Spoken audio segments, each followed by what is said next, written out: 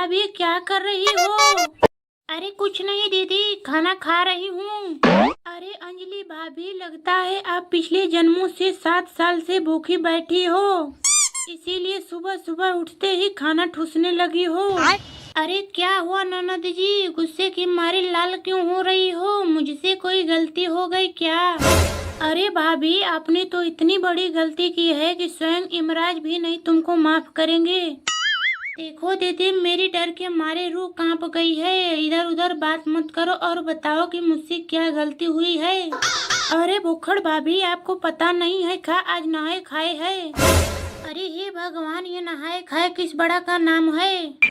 और मुझे तो कुछ समझ में ही नहीं आ रहा है। देखो भाभी, हमारा सबसे बड़ा पूजा छठ पूजा का होता है, और उससे एक दिन पहले श्री पंचमी के दिन नहा धो के बिना लहसुन प्याज वाला कद्दू का भात, रोटी और सूखी चने का दाल बनाते हैं। तो आपने पहले क्यों नहीं बताया? गूंगी हो गई थी क्या?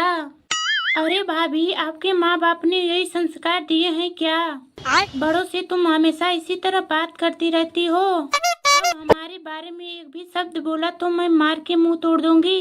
क्या हुआ दीदी, तुम इस तरह गुस्से के मारे लाल क्यों हो रही हो? तुम्हें इसने कुछ कहा क्या? अरे शंकर, तू तो जानता ही है ना, आज नहाए खाए है। तब नहाने धोने का काम पूरा ही नहीं होता, तब तक खाना नहीं बनाते।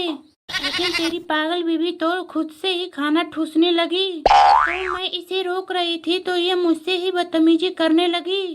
क्यों अंजलि, तुम्हें तो पता है ना, दीदी मुझसे उम्र में 10 साल बड़ी हैं।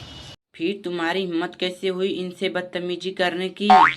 इसे कुछ समझाने से भी कोई फायदा नहीं है भैया। अगर ये हमारी बात सुनती तो लोग इसे आज बाजिन कह के ताना नहीं मारते। मुझसे बहुत बड़ी गलती हो गई दीदी, मुझे माफ कर दो। आज से मैं आपकी हर एक बात मानूंगी। अब ये बताओ कल क्या करना है? कोई बात नहीं भाभी, कल शाम को हम लोगों को निर्जला व्रत रहना है, और सुबह से शाम तक लेकर कुछ खाना पीना नहीं होगा। लेकिन दीदी, मुझे तो 1 घंटे की भूख भी सहन नहीं होती, तो पूरे दिन कैसे मैं व्रत रखूंगी? मुझे तो लगता है कल मेरा मरना पक्का है। ये क्या बात है अंजलि, तेरा दिमाग खराब हो गया है क्या? कुछ नहीं जी, मैं तो दीदी के साथ ऐसा ही छोटा सा मजाक कर रही थी।